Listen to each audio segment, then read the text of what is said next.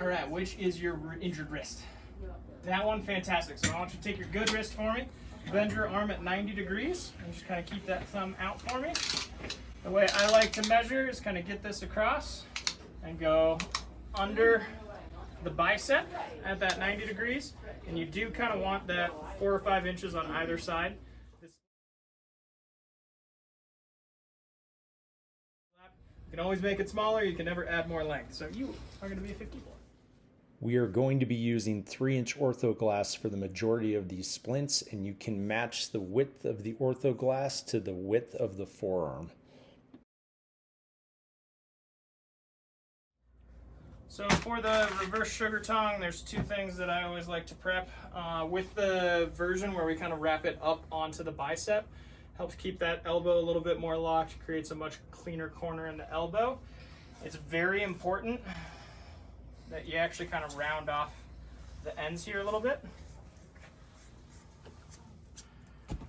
So you just kind of make that popsicle stick end, because when you're thinking about it, as this kind of wraps around the backside of the arm and up, you're going to end up with a really sharp point up and a really sharp point out. And so if you can just kind of round that off like a popsicle stick, it ends up sitting a whole lot better and is a whole lot more comfortable for the patient.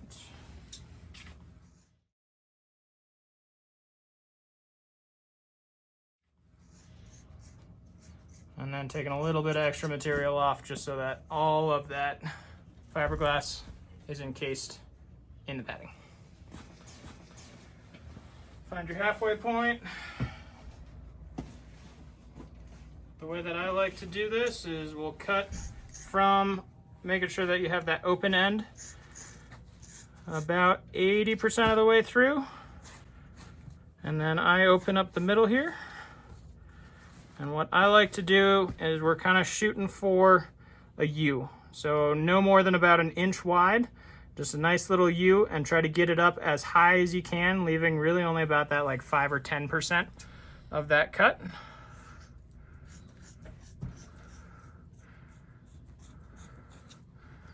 And then trying to be real clean with the fiberglass that's left over at the top of this little arch, because that's right where the webbing of the thumb is going to be.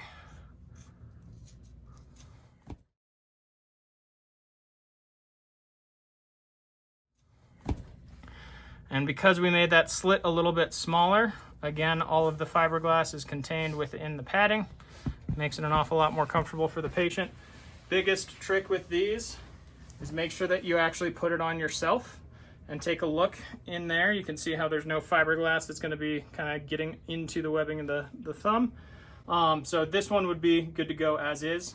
Another common practice with these is I do like to sometimes take just a quick little piece of 4-inch, fold it over, and while that patient is hanging, I'll actually just place this in the webbing of their thumb right there, just to again make this a little bit more comfortable, especially if this patient is, traveling out of state. And again, we're just trying to protect the webbing of the thumb from the potential issue of some fiberglass in there. We're about to see a couple of advantages of the reverse Sugartong splint here. The first is that as Mark applies it and hangs it over his arm, it's going to drape with gravity and not fall off, so it takes less assistance to keep it on there.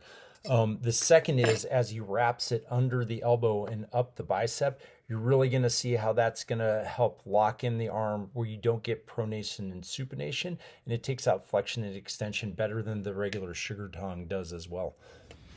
Ultimately, what we're going to end up doing is this is going to wrap around and then kind of up the forearm or up the bicep, and same deal over here, up the bicep. And what that does is it creates, again, that much cleaner corner here in the elbow so that you don't have any kind of sharp edges. It really captures that elbow a whole lot better. And that's where, again, you can see rounding off that fiberglass up in here, you get a very nice, clean, rounded edge instead of anything that's sharp that might kind of get into the upper bicep there. So once it's all cut and ready, I like to have all my things ready. Obviously, the docs and the residents are going to be doing an awful lot of pulling on this. For the reverse Sugartong, I generally find 2 2-inch and 4 4-inch is the jam. And then, because obviously we don't want anything, if we are doing a post-op x-ray, we take all the metal off and use tape. I like to get a piece of tape on every single piece of ACE so that it doesn't kind of unravel from within. And then a couple, 2 or 3 on the very last piece.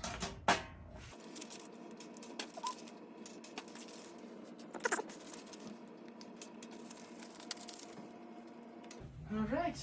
If this is going to be sitting out for more than about 5 minutes in free air, it is a good idea to get that either back into the sleeve, which can be tricky, or just in a big plastic bag just so that it doesn't kind of harden up on you while you're waiting. So with the water, depending on the temperature of water that you use and the amount of water that you use is going to dictate how quickly this forms up. In general, I kind of like to do a loose zigzag throughout. Make sure that you're only doing it on one side so that you don't have a bunch of wet cast padding against the patient. So make sure that it's the outside that you're actually wetting. So again, I like to keep everything kind of folded in half. And then timing wise, try to leave it long enough that you get that nice good line, but you're not absolutely soaking this thing. And then again, this way, outside is outside, the inside stays nice and dry. Just give it a good little squeeze, kind of gets that water from the outside on in. Wet's on the outside, patient goes on the inside. So, like I was saying, a little bit of cast padding right in that webbing of the thumb is always handy. And lay this on over. And that's where I'm gonna have to raise you up.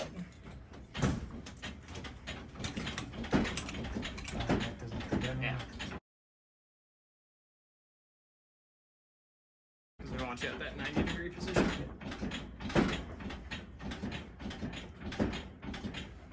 So generally, I like to kind of start up here, but we're gonna try to leave that for the docs for that ultrasound. The biggest thing with this is you don't want to pull a ton of pressure on this, because as we actually tighten down the ACE wrap, if you have too much tension on this, you're actually going to pull their hand and their wrist into the wrong spot.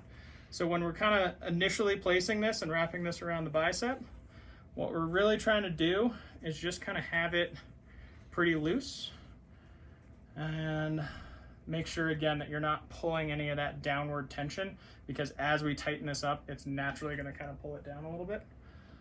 So trying to leave that window, and Doc, where you need it, like right over that snuff box? Probably from here to here. Okay. So the first ACE wrap is kind of just to get things placed. Normally you have a few extra hands that aren't the patient's to make it a little bit easier, but this is again just to kind of get this loosely in the right spot. We're going to clean this up and make it look real pretty later. Like I said, I like to have a strip of tape on every piece, and then we'll sneak one up top here and try to leave that space for the doc. So what we're trying to accomplish here is just to have enough of a window to get an ultrasound probe into that after this is placed, so that we can confirm that the reduction is held while this is on, or to put more pressure on it to get the reduction back. So I would say, especially with that kind of end goal in mind, doing 1 2-inch up top, 1 4-inch down low, just so that we kind of have, again, that general shape. At this point, you can feel the cast is actually starting to firm up, but we still have that good view for the ultrasound. Do you want to just grab the probe?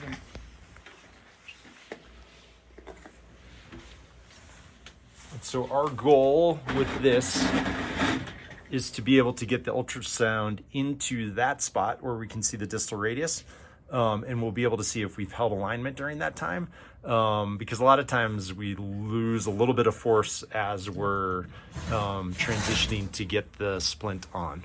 So it's just going to be just like that. And this is where we still have the time to actually kind of manually manipulate looking across and kind of seeing where we are with our structure in the wrist. But this cast is getting pretty darn firm. Yep. So with this in mind, we do need to make sure that you're using the right amount of water. What I used earlier was cold water, and I would say maybe just a little bit too much. So moving a little bit quicker under the faucet, just so that you have a little bit more time to get this done. Okay, yeah, that's getting pretty. And so that's where the biggest thing with this is really making sure that you have everything prepped and ready to go, so that you can maximize the amount of time that you have doing this actual reduction with the assist of the ultrasound in the reduction. Once it's firmed up and everybody's happy, this is not set yet. This is going to be still super loose. And so you get everything where you want it as best you can. And once it's set, that's where we can kind of hand off and finish getting it nice and pretty. So that's the second 2-inch up top. And the thing that I have always been taught over and over again with splinting in acute settings is that these ace wraps often get over tightened. So it's really just rolling it out. You're not actually pulling much tension on it at all. And you get extra credit points if you can make it real nice and pretty.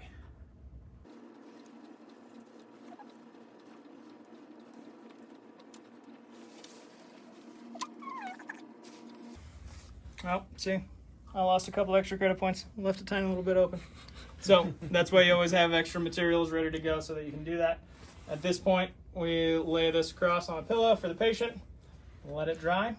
Should be fully set up in about 5 more minutes or so. The biggest thing with that wrap up around the top, as opposed to just the kind of more traditional reverse Sugartong where you just see it overlapped on either side, you end up with this really clunky corner of fiberglass. And so this way, because it's actually kind of wrapping and going up, has a tendency to make this corner a whole lot cleaner. And then you don't just have this open hole for that elbow to kind of rest on things. It's actually contained. And then it does actually provide a whole lot more stability up here. Again, the biggest thing being that you're not overly tightening this around that bicep when you're initially putting this on. You got to leave it a little bit loose, because as you tighten it, as you actually put the ace wrap on, it is going to pull that, has a tendency to pull it down, and you obviously don't want this position. Yep.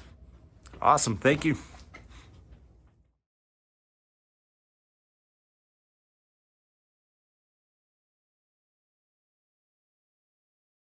All right, so we're going to talk a little bit about molding this. So go ahead and bring it here. So when we're doing the mold, most of the time the fracture is going to be dorsally angulated, where it's going to come back towards me right now. And so what we have to do is we have to put a mold on to support that. That is going to include pressure above the fracture location, a second point of pressure below it, and then you need a third point of pressure. This is the 3-point mold that keeps your elbow from moving when I'm putting pressure on it. So you can bring your knee up like this to give that third point, and then these two are just pushing together like this. We don't want to go to where the wrist is in flexion. We really just want to get right on top of the fracture and then push across so we're pushing directly on those. This is another key point that we've alluded to a couple times. We do not want to bring the wrist into flexion. You can cause some damage to the median nerve if you do that, which runs through the carpal tunnel. If you flex the wrist, you're not putting pressure on the distal radius, you're just moving the wrist joint. We want to put pressure on the bones there, push the distal radius forward, which is not moving the wrist joint itself. We're just pushing on the bones and trying to keep the wrist itself relatively neutral.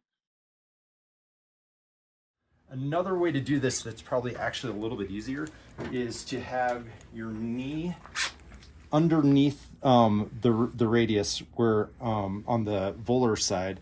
On the dorsal side, I'm going to be right above the fracture line, pushing it back down to try to support it. And then my third point is right there. So I can get a lot of pressure on this and just mold in those 3 points right next to each other. And this is easier to hold over time. The other one's trickier. So those are our 3 points. So 1, 2 coming back up, and then 3 here pushing down.